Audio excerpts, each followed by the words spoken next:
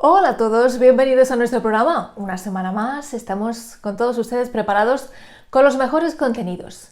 Hoy vamos a dedicar nuestro programa al Día del Libro. Como saben, se celebró el pasado día 23, pero fue en la Casa de Cultura de Pilar de la Horadada cuando este pasado fin de semana se celebraba un acto, como cada año, conmemorando el Día del Libro.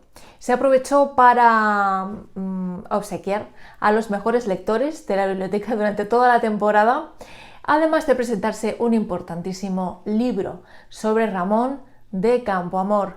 Hoy vamos a dejarles con este reportaje de lo que fue este acto, que también ya se esperaba porque debido a la pandemia pues había ya algunos años que no habíamos podido tener este acto conmemorando el Día del Libro, y por fin la Casa de Cultura fue otra vez el protagonista de este acto tan importante. Como tan importante es la cultura en el municipio. Con ello les dejamos, sean bienvenidos. Buenas tardes a todos, feliz Día del Libro. Sabemos que hoy se celebra el Día Mundial del Libro y de los Derechos de Autor, un día que se está celebrando desde el año 1926, pero no el 23 de abril, sino el 7 de octubre.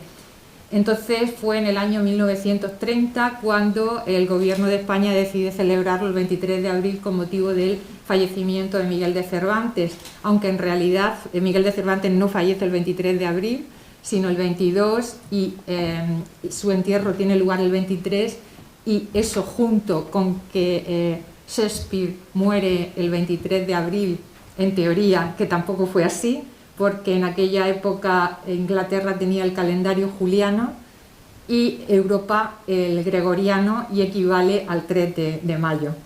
Bueno, pues yo creo que es el marco propicio, el día 23 de abril, en el escenario que tenemos en Casa de Cultura, para presentar un libro. Y el libro es del autor Miguel Ruiz Martínez. Se titula Ramón de Campoamor, entre Orihuela y Pilar de la Horadada. Miguel Ruiz Martínez está formado académicamente como profesor de enseñanza primaria y además es licenciado en Geografía e Historia y tiene un máster en Patrimonio. Se ha dedicado profesionalmente a la docencia en enseñanza primaria y secundaria, y comenzó sus publicaciones en el año 1988, con lo cual cuenta con una trayectoria de investigación bastante larga. Tiene diversos artículos, novelas, trabajos sobre patrimonio literario y paisajístico dentro de la Vega Baja sobre todo, además de diversas conferencias. Entre las novelas que tiene, pues tenemos títulos como La Escuela y la Esfinge o Local Provisional y otros cuentos.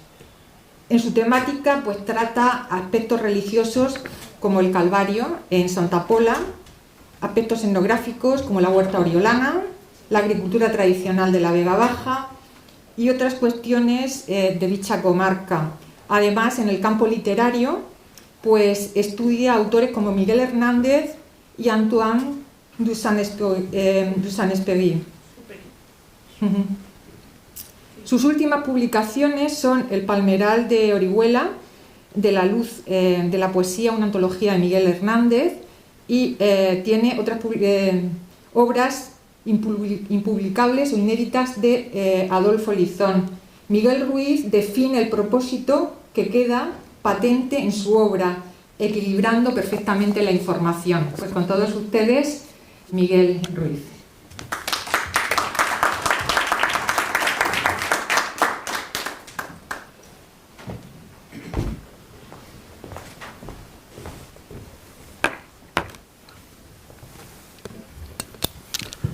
Buenas tardes, muchas gracias María por tus palabras.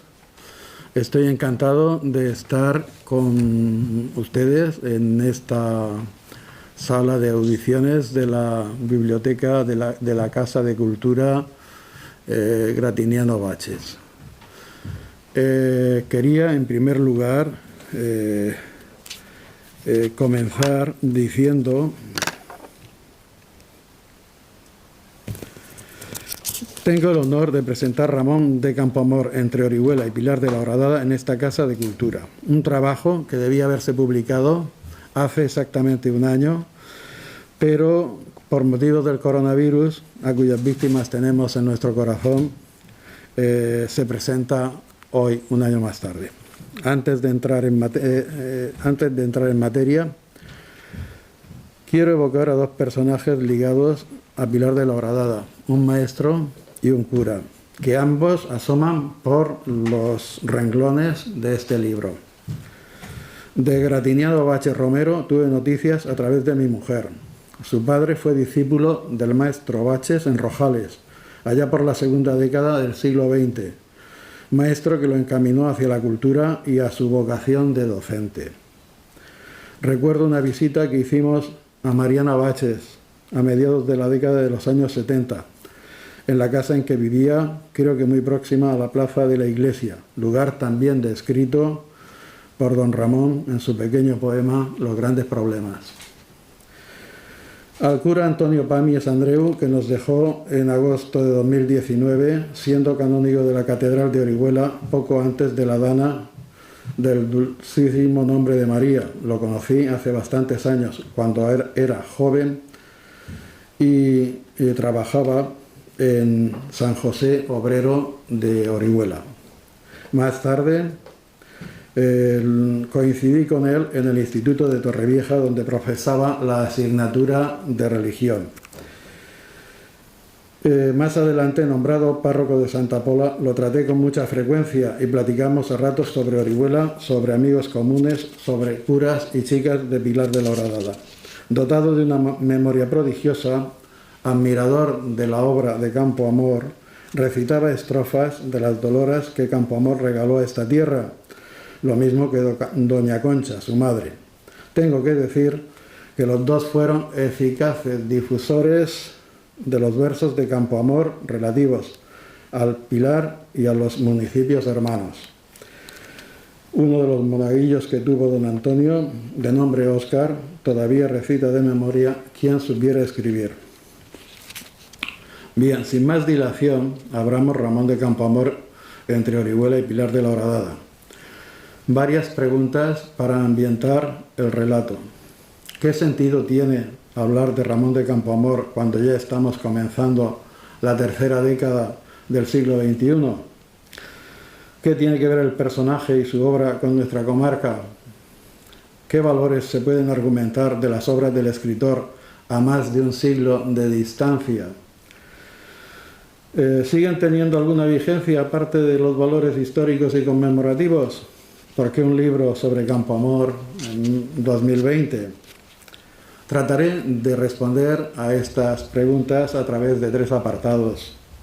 Primero, Ramón de Campoamor, vida y trabajos de un escritor y político del siglo XIX. Segundo, Ramón de Campoamor, un personaje que puso en el mapa una parte de nuestro territorio y que fue el epónimo de un lugar de Orihuela. Tercero, Ramón de Campoamor, creador de una parte de nuestro patrimonio literario. Cuando se presenta a un escritor o un personaje, lo primero que nos atrae es saber el retrato.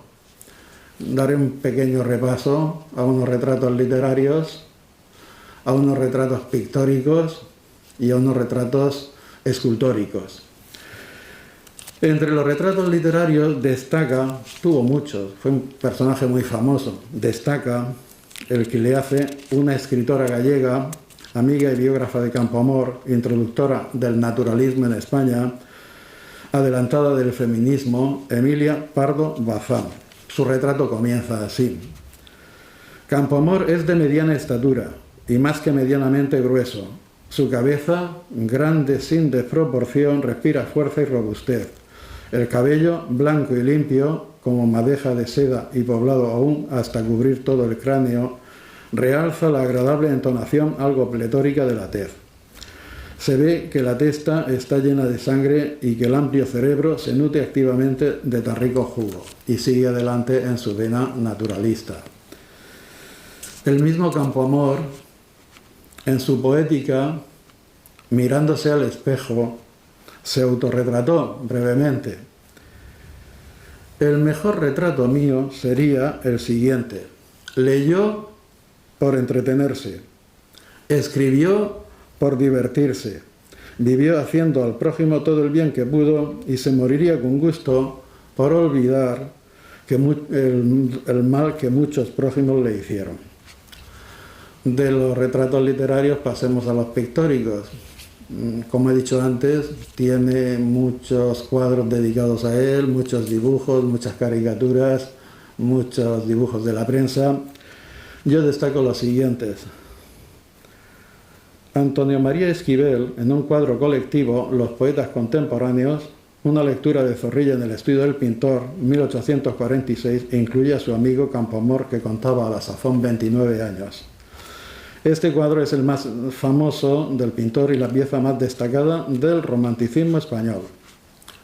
Federico Madrazo lo retrata en 1847, a los 30 años. Joaquín Espalter nos lo muestra en 1874, rondando los 57. Emilio Sala, pintor alcoyano de la generación de Joaquín Agrasot, nos lo ofrece a los 74 años de edad en 1891, en un famoso cuadro retrato sedente, sentado. Y entre los monumentos conmemorativos, aquellos que empezaron a levantársele cuando se cumplía el primer centenario, iban 2 centenarios de su nacimiento, tenemos el de Aurelio Rodríguez Carretero, en Navia, su ciudad natal, 1913. El de Lorenzo Coullaut Valera, que es el monumento que hay en el Parque del Retiro, en Madrid, 1914, es una de las obras más conseguidas del escultor, que fue el padre de Federico Coullaut Valera, autor de varias tallas profesionales de Orihuela.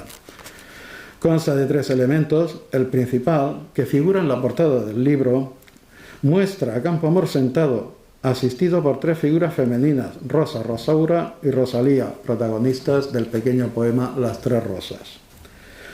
Además de este monumento principal del Retiro, hay 2 laterales más pequeñitos que escenifican las 2 doloras más importantes de Campoamor, como son el Gaitero de Gijón y una que nos atañe directamente, que es como una embajada del Pilar en Madrid, en el Retiro, que es Quien supiera escribir.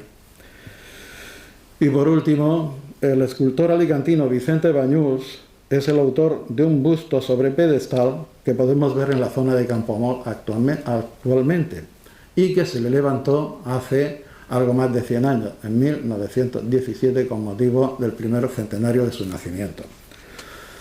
Para poder entrar luego en los aspectos del patrimonio literario que compete a Pilar de la Horadada y que compete a Orihuela, tenemos que ver algo de su figura política. Como político, es un exponente del liberalismo moderado al servicio de la regencia de María Cristina, de la monarquía de Isabel II y tras el sexenio revolucionario de la restauración borbónica. Estuvo más de medio siglo en política. Fue gobernador civil de Castellón. Alicante, en nuestra provincia, le tocó afrontar la pandemia del cólera morbo que se produjo en aquellos años. También fue gobernador civil de Valencia, es decir, que recorrió todos los puestos de la escala gubernativa en el antiguo Reino de Valencia. Como gobernador de Alicante vino de la mano del oriolano Mariano Roca de Togores.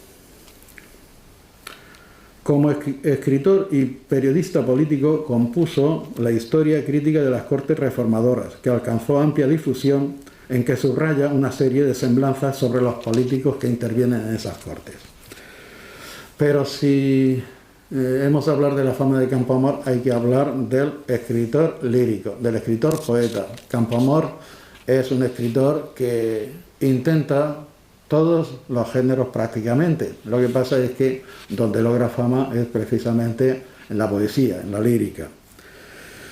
La fama de Campoamor como escritor se debe sobre todo a sus trabajos poéticos. Es un clásico del siglo XIX, durante cuya segunda mitad fue muy leído y admirado en España e Hispanoamérica. Su fama decaerá al aparecer el modernismo y las ideas de la generación del 98. En su poética define y clasifica los géneros literarios inventados por él, que lo lanzaron a la fama: las humoradas, las doloras y los pequeños poemas. Veamos la definición que da de cada género el propio Campoamor y cómo los define, por acercar, y pondremos algún breve ejemplo. ¿Qué es una humorada? Un poema de expresión lapidaria y propósito didáctico en donde se limita a condensar una máxima sentimental y escéptica en versos prosaicos, es decir, ordinarios y fáciles de recordar. En la humorada debe haber intención, burla, alegría a veces tierna y a veces siniestra. Se podría decir que son gominolas, pastillas de menta para el espíritu, caramelillos ácidos de limón y de naranja. Publicó humoradas sobre todo al final de su vida, entre 1886 y 1888, en parte aquí en la dehesa, en la zona esta. Leamos varias. Es muy conocida la que dice: las hijas de las madres que amé tanto me besan ya como se besa a un santo. Otra más: a pesar de lo mucho que te quiero, no me mato por ti, pero me muero. La siguiente: en la guerra y en el amor, lo primero, el dinero, el dinero, el dinero. Atención a esta última que cito, de 4 versos. ¿Cómo quieres que vaya a que en la orilla de la mar te vea, si borró de nuestros nombres la marea, escritos en la arena de la playa? Humorada que se compadece con este poema de Miguel Hernández, que figura en Cancionero y Romancero de ausencias. Escribí en el arenal los 3 nombres de la vida: vida, muerte, amor. Una ráfaga de mar, tantas claras veces ida, vino y nos borró.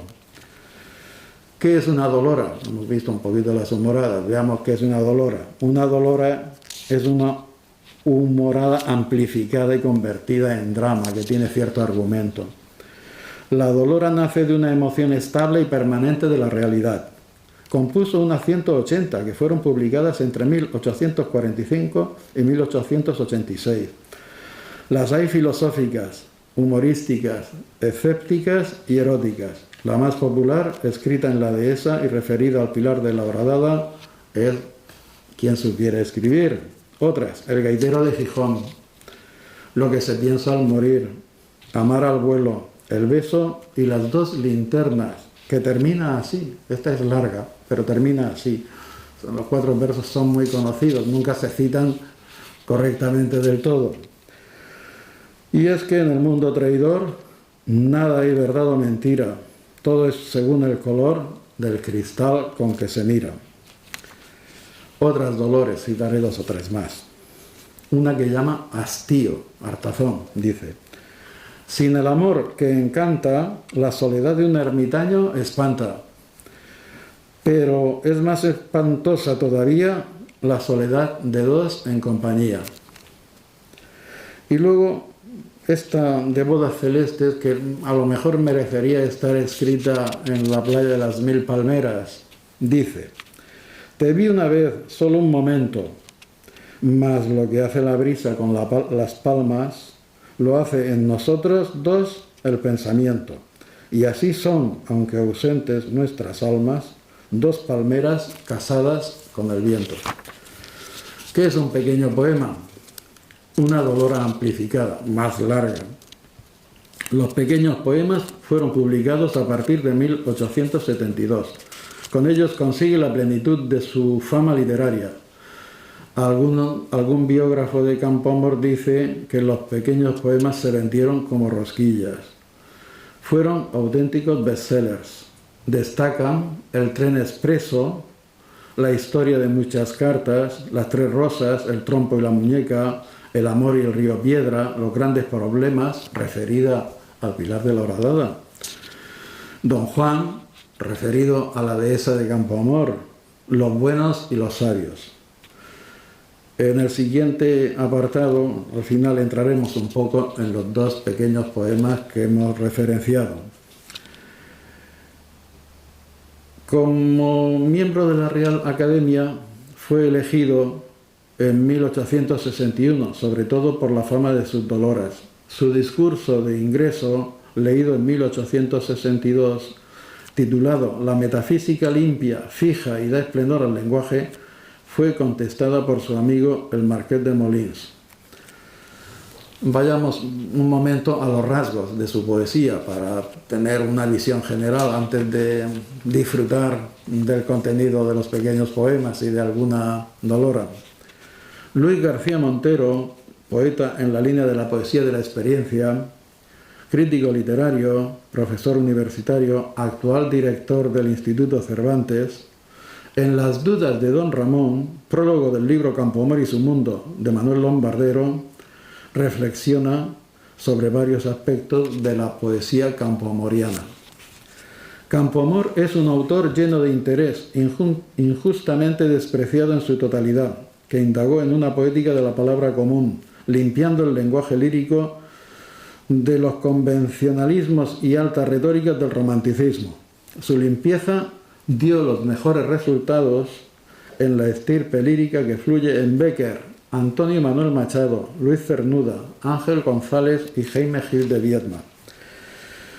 Representa un personalísimo mundo poético de escepticismos, consejos, ironías, versos cotidianos, dramatizaciones amables y fábulas sociales. Mundo protagonizado por un personaje lírico de marcada madurez, curtido por la experiencia, que ya conoce las vueltas y las revueltas de las grandes verdades y no puede evitar una sonrisa ante las declaraciones solemnes de los credos y los amores eternos.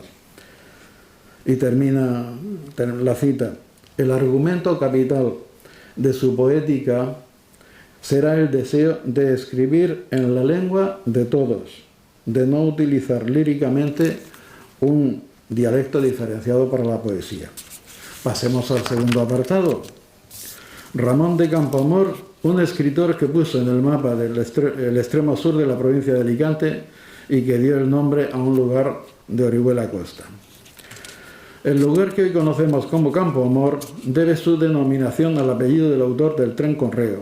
Él y su mujer se instalaron en la dehesa de Matamoros a principios de la segunda mitad del XIX, tras construir una mansión mirando al Mediterráneo y a Pilar de la Horadada, viviendo en ella durante largas temporadas hasta finales de siglo.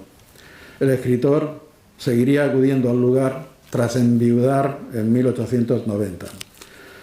Para hacer patente la huella que dejó el escritor en Orihuela Costa y Pilar de la Horadada, me valdré del testimonio de Emilio Castelar, de Julio de Vargas Machuca, de Marciano Zurita, José María Ballesteros y otros. Pero primero diremos algo de la dehesa de Campoamor. La dehesa de San Ginés, propiedad de la Orden Monástica de la Merced, fue desamortizada durante el trienio liberal, 1820-1823. Tras diversos avatares de la propiedad, motivados por la especulación y los cambios políticos de 1849, el padre de Guillermina O'Gorman, casada 7 meses antes con Campoamor, compró un tercio de la dehesa de San Ginés y regaló la propiedad a su hija. Campoamor no llamó a la propiedad dehesa de San Ginés, sino dehesa de Matamoros, tomando el nombre de una cañada cercana al lugar que eligió para edificar su palacete. El escritor se metió a empresario agrícola, llegando a decir que a una finca que mi mujer compró por 2.000 duros, le saco yo 6.000 de rentas al año. Presumió de ser un buen cosechero de esparto, cáñamo, palmito, cereales, frutas, hortalizas. Todavía se recuerda un cantar humorístico de Campoamor que dice: yo conocí a un labrador que, celebrando mi gloria, al borrico de la noria le llamaba Campoamor. La dehesa fue un centro de animación social y cultural del entorno durante sus años. Gente relevante de San Pedro del Pinatar, Pilar de la Horadada, San Miguel de Salinas, Orihuela, Torrevieja, Madrid, acudían a Matamoros convocados por la fama y la sociabilidad del escritor. El paisaje de la dehesa y del Pilar y la vida y el recuerdo del escritor han quedado fijados literariamente en el tiempo a través de una serie de visitas al lugar y al entorno, desde la segunda mitad del XIX hasta nuestros días. En el libro se recogen 7 referencias que cito brevemente.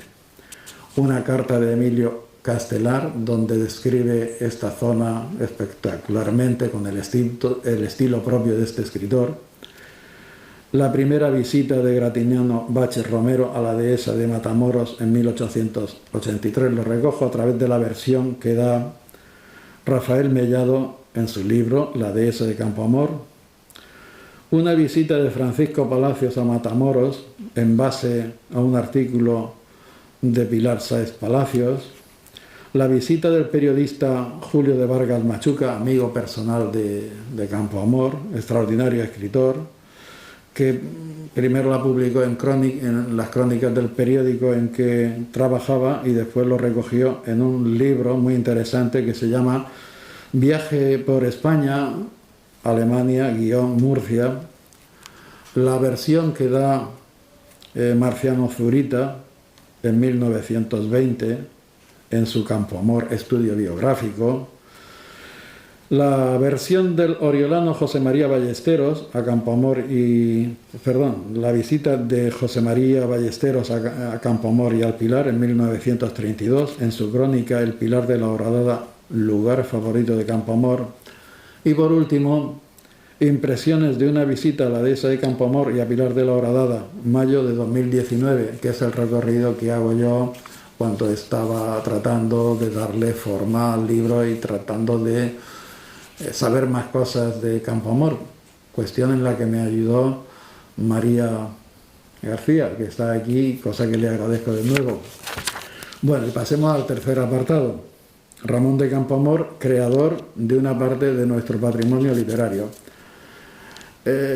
Yo podría decir que he intentado especializarme en patrimonio literario. Los pueblos, las ciudades, las poblaciones, los territorios tienen muchos tipos de patrimonio, es decir, que aspectos que pertenecen al acervo común. Yo intento siempre decir que el patrimonio literario es un patrimonio que cuesta mantener mucho menos que los otros patrimonios y que es más fácil de conservar y que da una medida de lo que es cada parte, cada ayuntamiento, cada ciudad, cada pueblo. Entonces, lo que trato de analizar aquí es en qué medida Orihuela debe parte del patrimonio literario a Campoamor, en qué medida el Pilar de la Horadada debe parte de su patrimonio literario a Campoamor. Pues vamos a ello, en un momentito vamos a verlo. Campoamor escribió una parte de su obra en la dehesa de Matamoros. Algunas doloras y varios pequeños poemas retratan paisajes y personajes de la zona, constituyendo una parte del patrimonio literario de Orihuela y el Pilar de la Horadada. Los versos del poeta se prolongan desde aquí hacia San Miguel y Torrevieja. Diremos algo de las doloras. Entre las doloras que fueron inspiradas en esta zona están bautismos que no bautizan, que es ampliamente conocida, que es la que hay sobre Torrevieja. San Miguel y el Diablo, sobre el cura de San Miguel de Salinas. ¿Quién supiera escribir sobre el cura del Pilar de la Horadada y una linda pilareña? Tres doloras que hablan del amor humano de las feligresas de estos tres curas del secano litoral. Hay una cuarta dolora, la fe en las mujeres, un poquito menos conocida, que versa sobre otro cura y otras mujeres de este paisaje tan entrañable, y que no sé si asignarla al patrimonio literario de Orihuela, si al de Torrevieja, si a San Miguel, si al Pilar, aunque parece que está referida a Montepiedra. Si tienen el gusto de leerla, las obras de Campoamor están prácticamente todas en internet. Además, Campoamor en su testamento dijo que su obra era para el que quisiera leerla y que no había, digamos, royalties ni nada. Insistiré un poquito en quién supiera escribir, porque realmente yo me he sorprendido de la trascendencia que tuvo en su época e incluso en momentos posteriores, más cercanos a nosotros. Quien supiera escribir, aparte de sus valores líricos, es un notable alegato a favor de la necesidad de saber leer y escribir en la España del siglo XIX, donde las clases populares estaban sometidas al analfabetismo. Y su lamento de rebeldía era ese: quien supiera escribir. Antonio Cánovas del Castillo y Vallejo, fotógrafo, crítico de arte, pintor y político, editó cientos de tarjetas postales entre 1901 y 1905, algunas de cuyas series se comercializaron por millones. Entre ellas, esta, quien supiera escribir. Este fotógrafo, que asumió los seudónimos de Kaulac y Vascano, era sobrino de Antonio Cánovas del Castillo, el impulsor del sistema político de la Restauración, a su vez hijo de un maestro nacido en Orihuela. Una sugerencia para los rectores y para de los municipios y para los particulares. ¿Por qué no impulsar un pequeño museo alrededor de este mundo fotográfico y gráfico en general sobre la literatura campomoriana? Sería un recurso para disfrute de naturales, residentes y turistas. Bien, aparte de las Dolores, dos pequeños poemas, aunque hay alguno más, pero haré referencia a ellos. De los pequeños poemas de nuestro patrimonio literario destacan, como hemos dicho antes, Los grandes problemas, dedicado a Pilar de la Horadada, y Don Juan, un presente para Orihuela Costa. En Los grandes problemas, la acción se desarrolla en el Pilar, siendo sus protagonistas Teodora y el cura. Este presenta algunos rasgos de un cura concreto, amigo de don Ramón, al que visitaba con cierta frecuencia en la rectoría del Pilar. Los tres cantos en que se divide el pequeño poema son el idilio, la égloga y la tragedia. En él se cuenta la historia amorosa de la protagonista a través de sus confesiones con el ascético sacerdote. La primera a los 10 años, la segunda a los 20, a los 30 la tercera. Los temas son el amor, un cierto erotismo y la muerte. Hay un planteamiento demoledor de la guía espiritual del cura, una irónica y pintoresca descripción del pequeño pueblo del Pilar. 3 actos, 2 escenarios, el confesonario y el lecho de muerte de Teodora. José Manuel de Cosío, un estudioso de la obra de Campoamor, dijo que Los grandes problemas, es decir, este pequeño poema, era el paradigma, el ejemplo de los pequeños poemas de Campoamor. Voy a describir brevemente el primer canto, el idilio. El canto primero comienza caracterizando la personalidad del cura del Pilar de la Horadada, que como todo lo da, no tiene nada. Para él, lo más grande es el amor a la pobreza evangélica y llevar la paz a los distintos lugares de la parroquia. Hombre sobrio, de raigambre franciscana, de pureza ascética, que ve a una mujer y como puede, escapa, dispuesto desde joven, por ser puro, a hacer el sacrificio de una capa. Lo del sacrificio de una capa ha dado lugar a jugosos y maliciosos comentarios por parte de algunos lectores ilustrados. Un cura que reparte almendras a las chiquillas, cuchufletas en las mejillas a los chiquillos y los higos de su higuera a los pobres. Sigue una parca e irónica descripción del pequeño pueblo, localizado sobre un llano, más grande que la palma de la mano, muy rural, pues circulan por las calles las gallinas, un lugar sin igual por sus vecinas, con agua de pozo, que no tiene río la aldea, que dispone de una iglesia en una plazuela y una escuela muy chica. Viene enseguida la confesión, al amanecer, de la divina Teodora, antes de hacer su primera comunión, como si fuera una gran pecadora a los 10 años. La niña, que es mujer desde la cuna, cual todas las mujeres, va llegando a la adolescencia y a los 10, como todas, siente su inmersión en las brumas de la vida. Viene enseguida, Teodora pregunta al confesor, ¿el dejarse besar es bueno o es malo?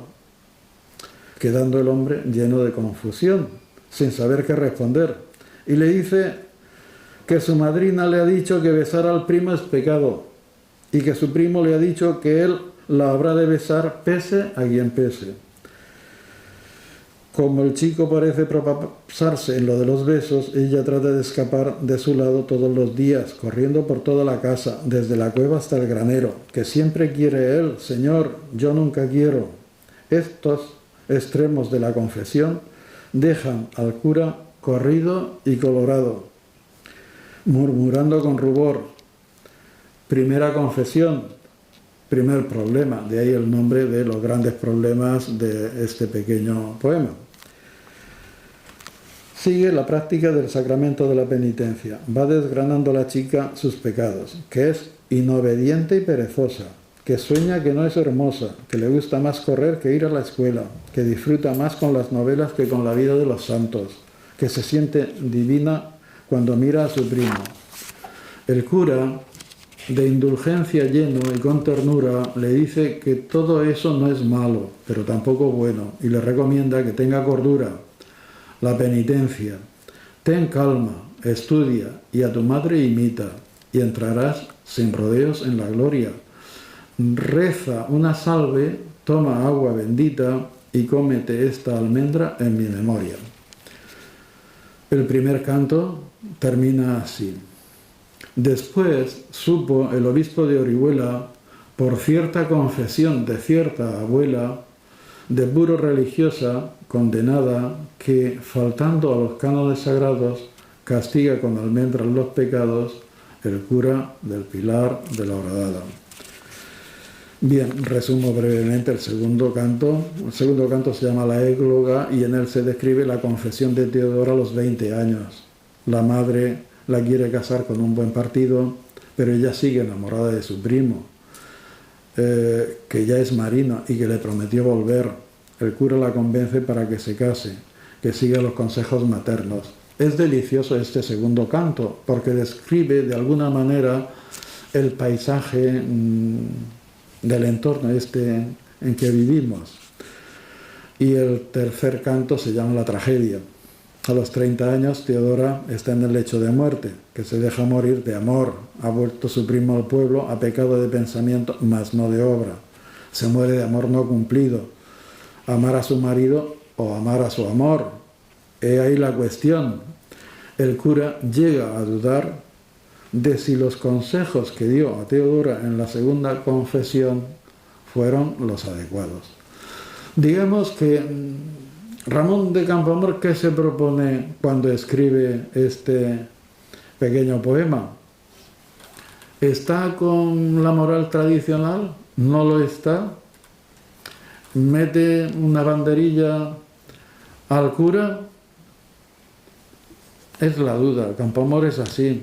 La ironía, el humor, la amargura, el tema del amor que toca siempre, prácticamente en toda su producción.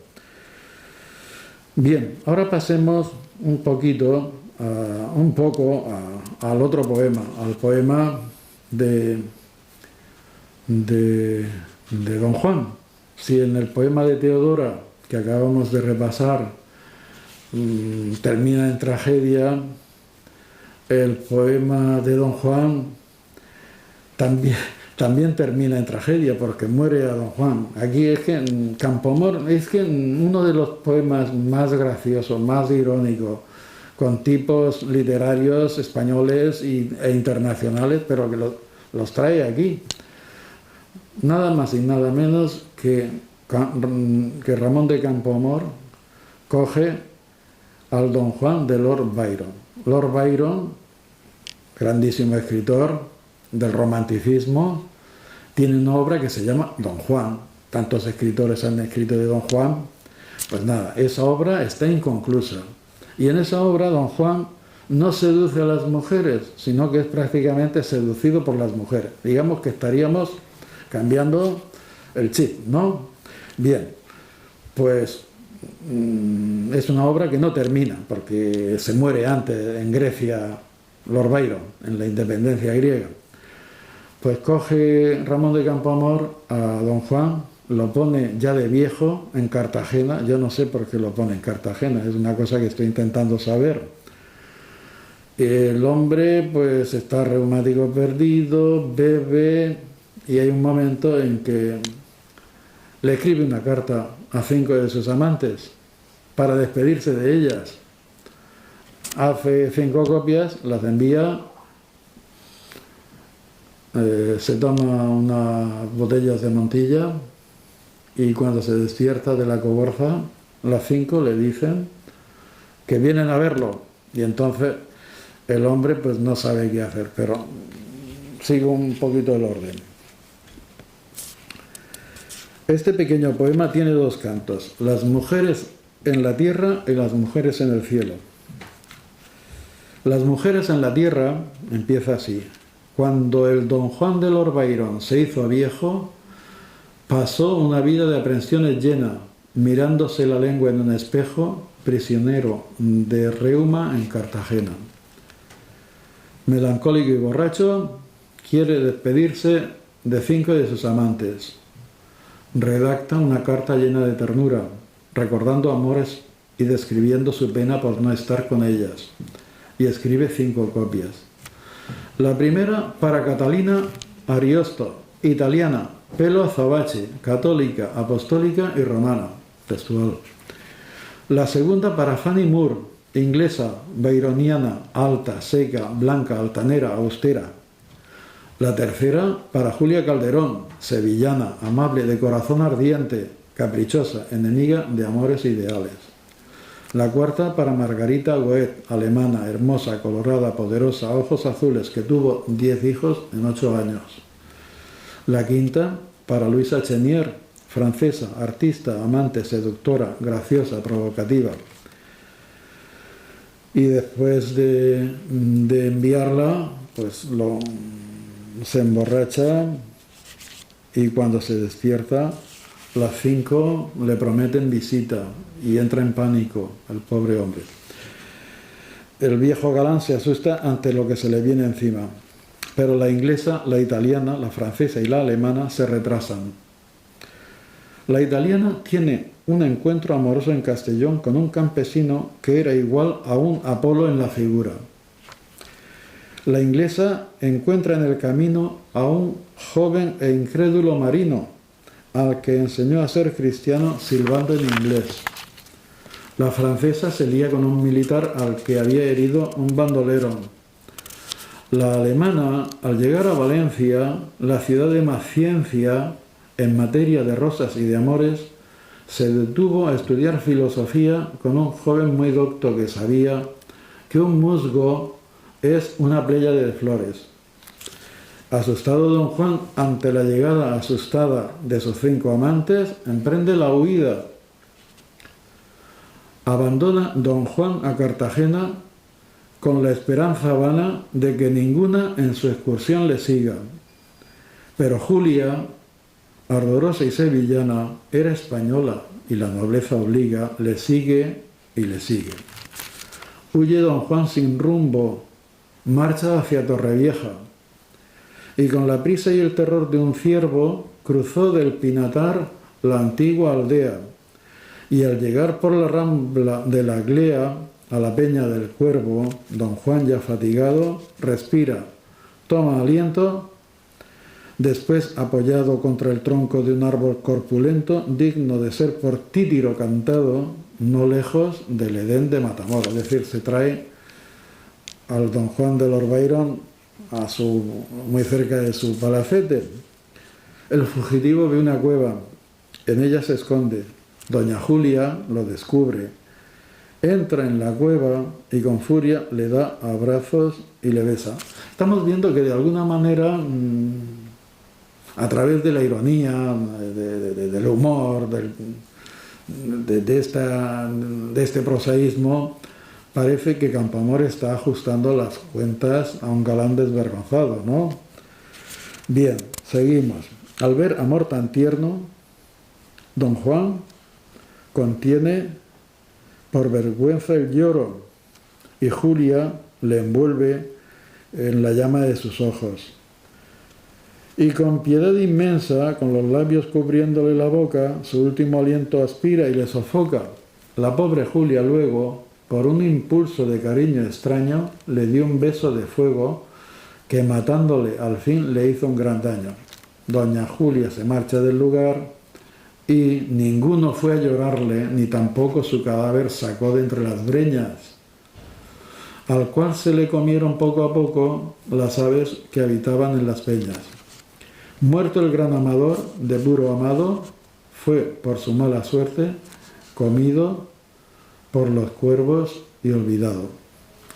Bien, así termina Las mujeres en la tierra, la primera parte de Don Juan. La segunda, Las mujeres en el cielo, es extraordinaria. Y esa parte la dejo a su lectura.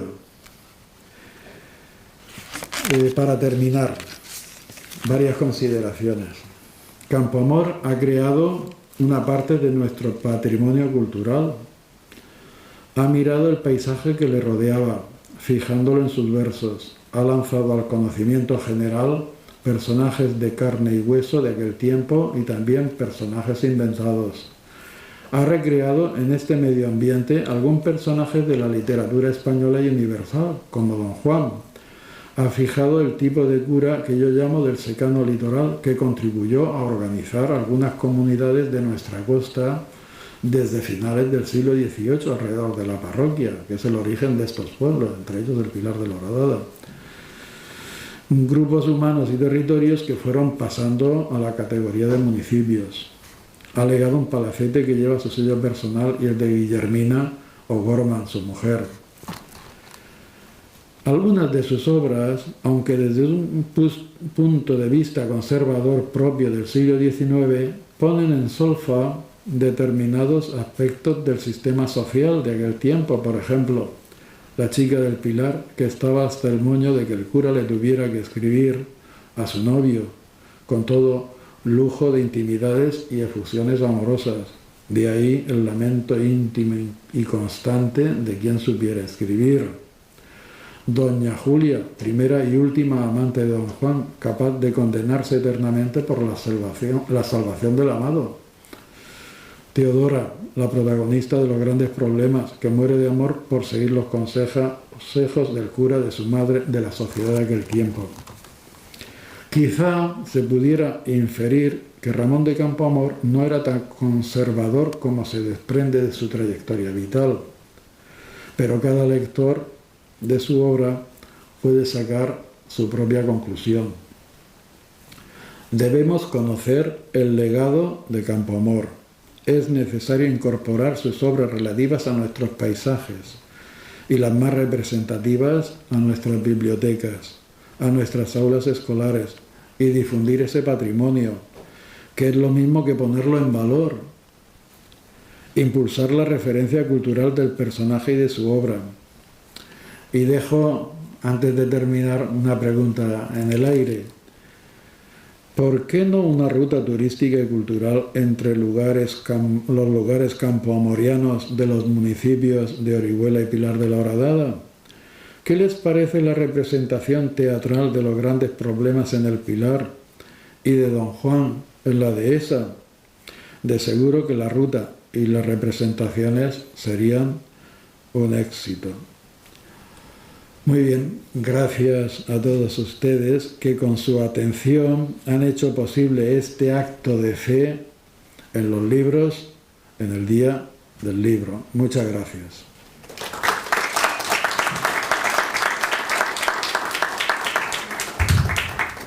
Se va a dirigir a todos nosotros Darío Quesada, delegado de Cultura del Ayuntamiento de Pilar de la Horadada. Pues, en primer lugar, yo quería agradecer a Miguel, que dé a conocer la obra de don Ramón de Campoamor a través de este libro, y sobre todo nos llena de orgullo a todos los que somos pilareños que siempre el nombre de Campoamor siempre esté relacionado con nuestro pueblo, porque yo creo que en todos los artículos cuando porque si no se acopla. En todos los artículos que hacen referencia a Campoamor siempre está la famosa frase de cura de Pilar de la Horadada, como todo lo da, no tiene nada.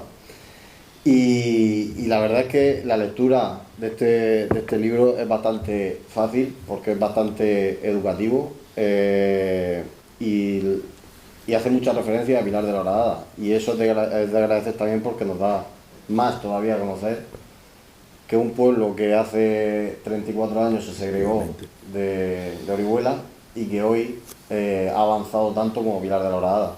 Y entre otras cosas gracias a la gente que nos da a conocer como Don Miguel.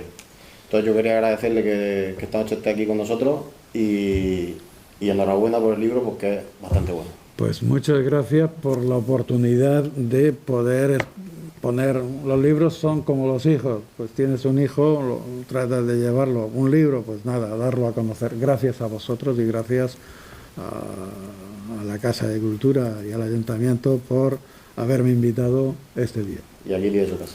Muchas gracias.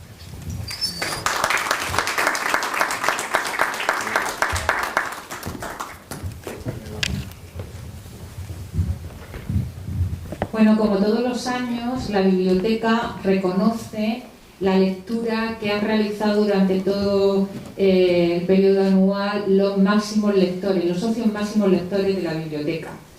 Y el señor alcalde, que se encuentra también entre nosotros, va a subir al escenario para proceder a la entrega de los galardones, junto con Darío Quesada, como he dicho anteriormente, delegado de Cultura del Ayuntamiento. En primer lugar, voy a llamar a Yassin Medoui El Boufidi, que ha leído este año 71 libros de la Biblioteca Municipal. Es uno de nuestros máximos lectores, repite con respecto al año anterior.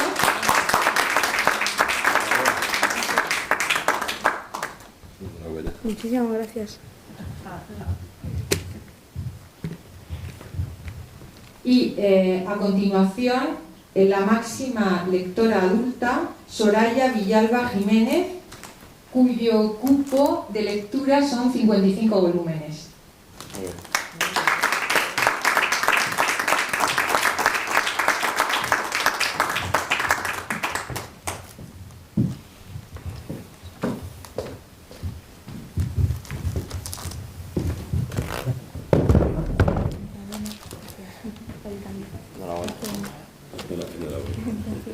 Os ponéis en el centro del escenario o en este lateral y os hago una fotografía que congele este momento dentro del Día Mundial del Libro.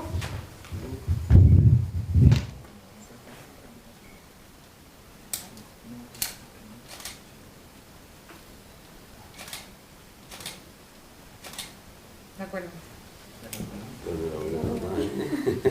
Eso es bueno, ¿no? Te gusta la escucha.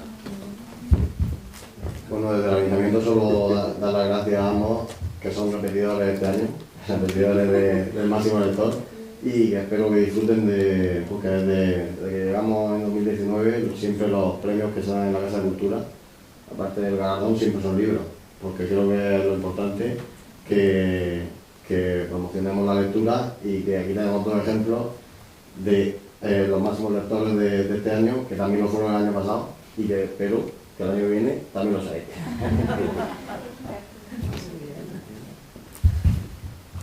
Pues nada, muchas gracias a los dos, y a ver si hay más gente que copia de vosotros, porque será buena señal. A ver si hay alguno que lo supera el año que viene, y nada, enhorabuena, que sigáis y que desde el Ayuntamiento pues, se reconoce vuestra lectura, ¿vale? Pues enhorabuena a los dos y que el año que viene estemos otra vez aquí. Sí.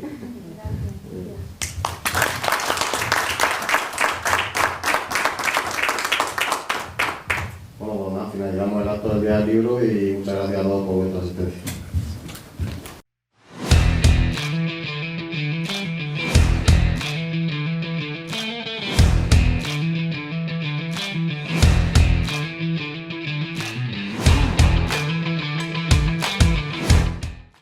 Vamos ya por las noticias más importantes en nuestro programa de hoy.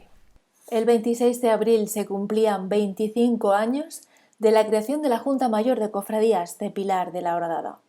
A las 10 de la noche del viernes 26 de abril de 1996, en los locales de la Asociación de Amas de Casa en la calle Belmez 30 de Pilar de la Horadada se constituía esta asociación para poder trabajar año tras año en beneficio de los desfiles procesionales de la Semana Santa pilareña. Desde aquí queremos dar la enhorabuena a todas y cada una de las hermandades y cofradías que han hecho tan grande la Semana Santa pilareña desde antes y sobre todo a través de la creación de esta Junta Mayor de Cofradías, siempre trabajando por la Semana Santa de Pilar de la Horadada, que esperemos que en 2022 pueda volver a llenar las calles del municipio de emoción y devoción. Desde la Policía Local de Pilar de la Horadada les recuerdan que arrojar residuos sólidos y escombros en sitios de uso público no acordados ni autorizados por la autoridad competente está totalmente prohibido por la ordenanza municipal. Este tipo de conductas llevan aparejada una sanción administrativa. Mantenga limpio Pilar de la Horadada, porque es cosa de todos. Deportes en San Pedro del Pinatar amplía sus instalaciones con nuevos vestuarios. Esta nueva instalación se compone de 2 vestuarios para jugadores que cuentan con 2 cabinas independientes comunicadas con una cabina compartida de aseos y duchas, un módulo de aseos independientes para el público y una tercera cabina para aseo y vestuario de los árbitros. La alcaldesa del municipio y el concejal de deportes revisaban recientemente estas nuevas instalaciones para las que se han desarrollado además trabajos de acondicionamiento del terreno y acometidas de electricidad y fontanería. Los vecinos de Almoradí están cada vez más cerca de poder disfrutar de un nuevo carril bici en el municipio, lo que ampliará la oferta de movilidad sostenible entre pedanías. Una iniciativa que unirá a peatones y usuarios de bicicletas el casco urbano con las pedanías de El Raiguero y Lomas de la Juliana, pasando por el polígono industrial de Las Maromas, la localidad de Algorfa y el club de tenis y conectando con la zona cero del río. Parte del itinerario de la nueva ruta del agua impulsada también por el Ayuntamiento de Almoradí. Este proyecto, cuyas obras han comenzado esta semana, van a ser ejecutadas por Consellería y forman parte del nuevo plan estratégico impulsado por el equipo de gobierno e incluido en las líneas de actuación basadas en objetivos de desarrollo sostenible.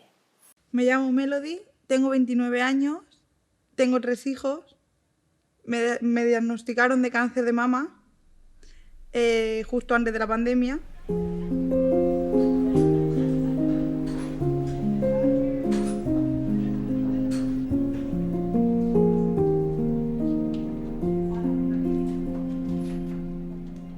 Desde que di a luz de mi hija, yo ya en el embarazo me quejé muchísimo y conforme la tuve fui adelgazando y a los meses pues ya me salió un bultito. Saqué cita en el médico y al vérmelo pues me dijo la médica pues que no me podía decir si era bueno o malo, pero que no tenía muy buena pinta y que si no me llamaban pues que en 2 semanas me fuese yo a urgencia. Nosotros tenemos una agenda especial para dar los diagnósticos, que suele ser a las 24 o 48 horas de haberse realizado la biopsia. Cuando ya van a pasar la consulta yo ya conozco el diagnóstico porque lo he mirado, me he asegurado, incluso ya he hecho muchas de las peticiones, ya he andado camino con él. Entonces, dependiendo de cómo transmitas el mensaje, la persona lo va a pasar mejor o peor, pero además la adhesión al tratamiento, la cercanía que tenga con el grupo, el compromiso que tenga con su tratamiento y con su enfermedad puede cambiar, ¿no? Entonces siempre te lo planteas. Yo lo primero que hago es hablarles del pronóstico que tiene el cáncer de mama hoy comparado con otros tumores. Me pregunté primero que si tenía familiares fuera para que entraran y con mucho tacto nos lo dijeron que me tenían que pasar al oncólogo y que era un proceso largo y que había algo malo.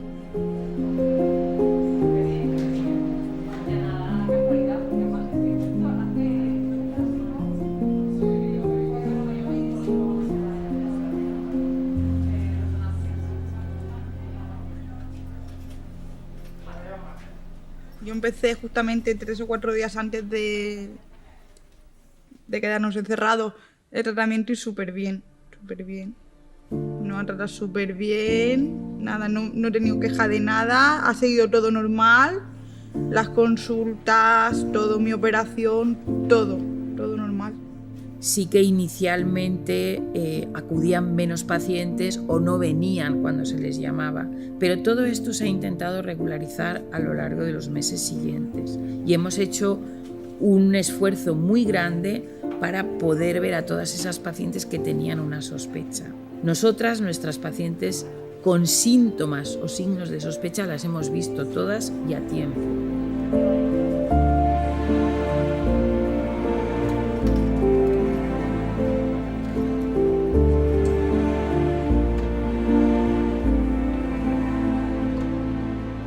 Pues ahora estoy con un tratamiento de prevención, anticuerpos, ya estoy curada, pero tengo que seguir con el tratamiento. Me han cortado los 2 pechos, tengo los implantes que me lo están rellenando y aún me queda bastante para poder ponerme la silicona y todo el rollo, pues aún queda.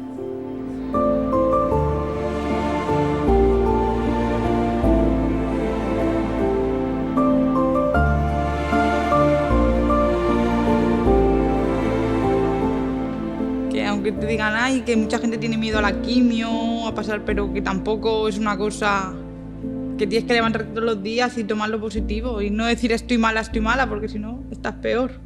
Que hay que tener muchísima fuerza, hay que levantarse todos los días de la cama, aunque sea al sofá, pero hay que levantarse y que para adelante.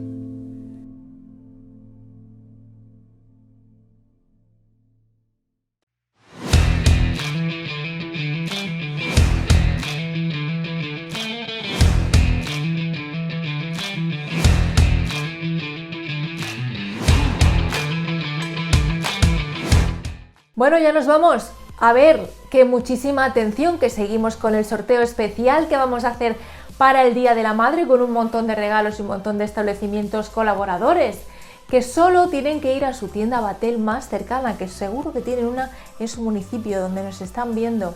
Van y rellenan el formulario y pueden entrar en el sorteo de los regalos fantásticos que tenemos para todos ustedes. Hoy les presentamos, por ejemplo, a uno de los establecimientos colaboradores, que es Electrodomésticos Meyen de Torrevieja, que nos van a regalar una vaporeta de último modelo. Y por cierto, mañana volvemos con más cosas aquí en Abatel Televisión.